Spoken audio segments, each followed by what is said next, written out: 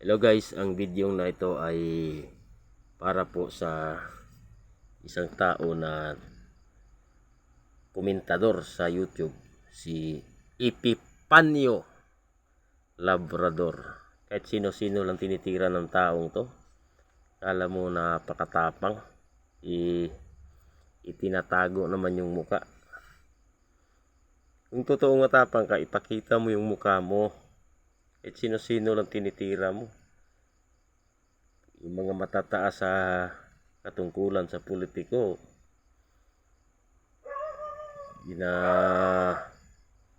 tinitira mo dyan sa YouTube channel mo para may content ka lang.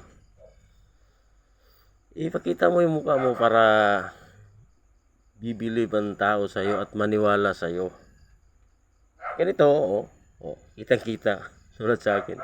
Ganito si Epipanyo, tinatabunan yung mukha.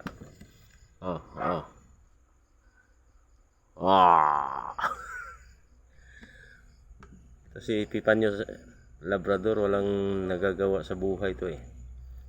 Magka-content lang. Kahit sino-sinong tinitira. Dinadamay pa yung mga iglesia ni Cristo na kahit ano-ano ang kanya sinasabi. Paano ka paniniwalaan ng tao? Tinatago mo naman yung mukha mo. Ganito ang gawin mo. Ganito.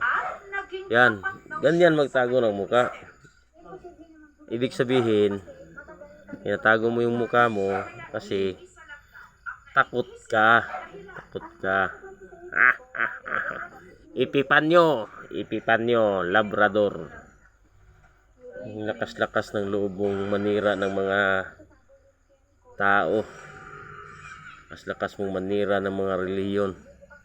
Tinatago mo namang mukha mo. Lakas-lakas mong magsabi na wala kang kinakatakutan eh. Tinatago mo naman yung mukha mo.